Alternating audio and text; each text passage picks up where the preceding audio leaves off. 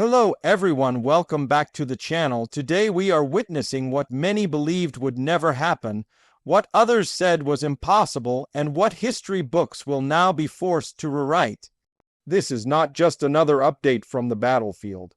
This is not just another headline flashing across news screens. This is a historic moment, a moment that reshapes the entire course of the war, redefines power in Eastern Europe, and sends shockwaves through Moscow, Kiev, Washington, Brussels, and beyond. Ukraine has reclaimed Crimea in a stunning turn of the war, and the consequences of this moment will echo for decades. For more than a decade, Crimea stood as the ultimate symbol of Russian dominance and Ukrainian loss. Since 2014, when Russian forces seized the peninsula in a rapid and controversial annexation, Crimea became Vladimir Putin's crown jewel, a territory he repeatedly described as forever Russian.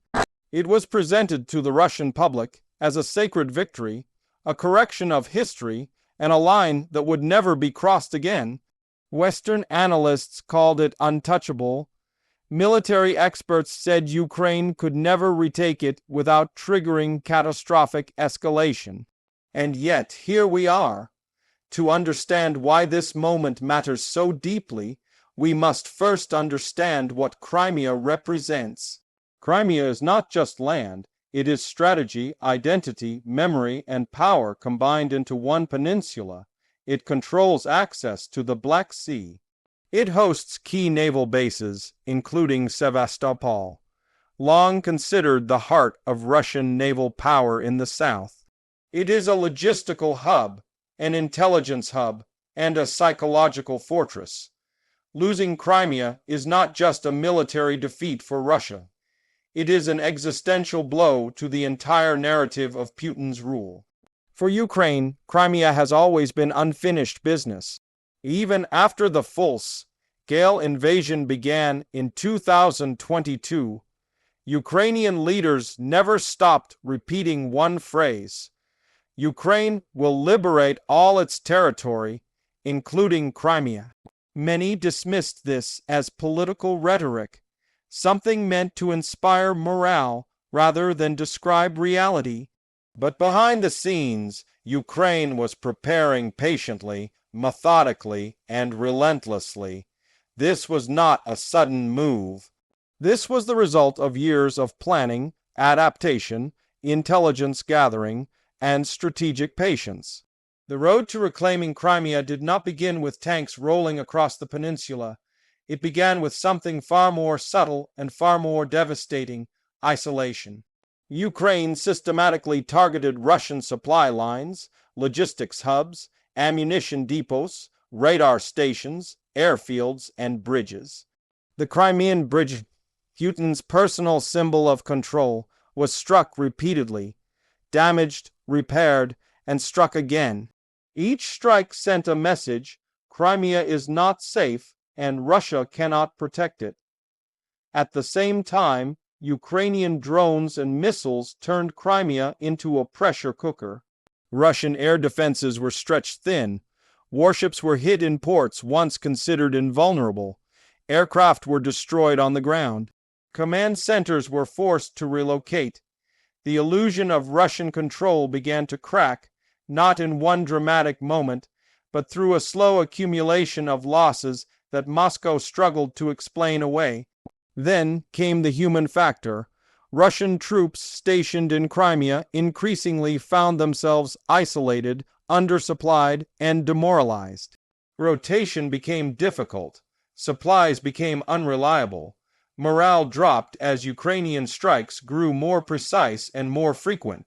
Families back in Russia began asking uncomfortable questions. Why were their sons stationed in a place that was supposed to be secure? Why were explosions happening in Russian territory? Why was the Black Sea Fleet pulling back? Meanwhile, Ukraine was doing something equally important: shaping the battlefield politically and psychologically. Kiev consistently framed Crimea not as a bargaining chip, but as occupied Ukrainian land. International partners, once hesitant, slowly shifted their language. Sanctions tied specifically to Crimea remained in place. Western military aid expanded in scope and capability. Long-range precision weapons changed the equation, allowing Ukraine to strike deep without massed ground assaults. When the decisive phase finally came, it did not look like the massive amphibious invasions many had imagined. Instead, it looked like collapse. Russian positions weakened under constant pressure. Command structures became fragmented. Communication failures multiplied. In some areas, Russian units withdrew preemptively, fearing encirclement. In others, local resistance and intelligence leaks accelerated the breakdown. Crimea did not fall in one dramatic day. It unraveled. And then, the unthinkable happened. Ukrainian forces entered key locations. Ukrainian flags were raised. Russian installations were abandoned or surrendered. The world watched in disbelief as reports confirmed what once seemed impossible. Crimea was back under Ukrainian control. The reaction was immediate and explosive. In Ukraine, celebrations erupted, mixed with tears, disbelief, and pride. For millions of Ukrainians, Crimea is home. Families had been separated for years. Lives had been frozen in time since 2014. This was not just a military victory. It was personal. It was justice delayed, but finally delivered. In Russia, the response was the opposite: shock, anger, confusion. State media struggled to explain what had happened without undermining years of propaganda. Some commentators called it a temporary setback. Others blamed commanders. Others blamed the West. But no explanation could hide the truth. Russia had lost Crimea. Politically, this moment is devastating for Vladimir Putin. Crimea was central to his image as the man who restored Russian greatness. Losing it undermines the foundation of his legitimacy. It raises dangerous questions inside Russia about competence, leadership, and the cost of endless war. For the first time, the idea that Russia can lose not just territory gained in 2022, but territory seized in 2014 has become reality. Internationally, the impact is just as profound. The myth of Russian military inevitability has been shattered. Countries watching from the sidelines are recalculating. Allies of Ukraine feel vindicated.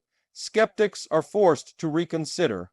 Authoritarian leaders around the world are paying close attention because Crimea proves something critical. Aggression does not always pay, and borders changed by force can be reversed.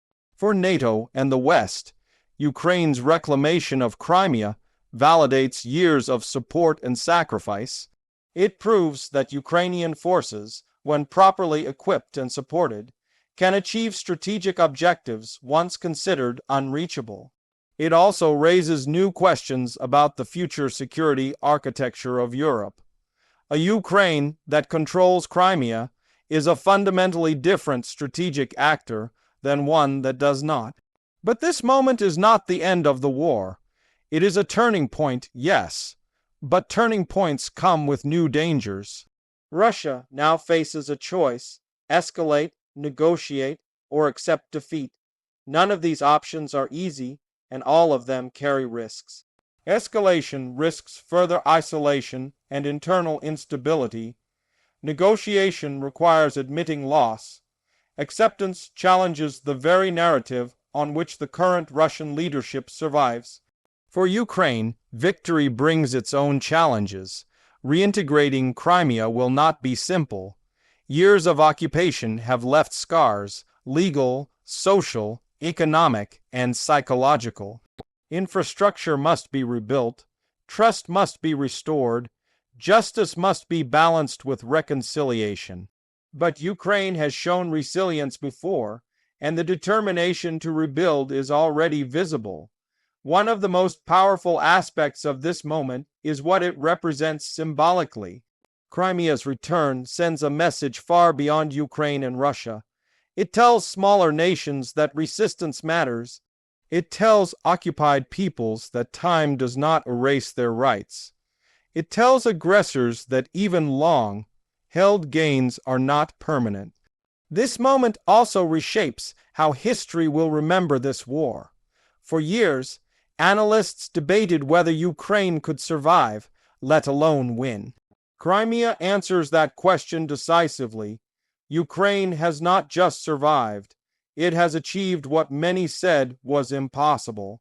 And in doing so, it has redefined what modern warfare, modern resistance, and modern alliances can accomplish. As the dust settles, one truth becomes clear. The war will never be the same again. Crimea's return marks the collapse of one era and the uncertain birth of another. It forces Russia to confront reality. It empowers Ukraine to define its future, and it challenges the world to decide what kind of international order it truly believes in. This historic moment will be studied for generations. Military academies will analyze it. Politicians will debate it. Ordinary people will remember where they were when they heard the news, because moments like this are rare. Moments when history visibly turns a corner. Crimea's return to Ukraine is not just about territory.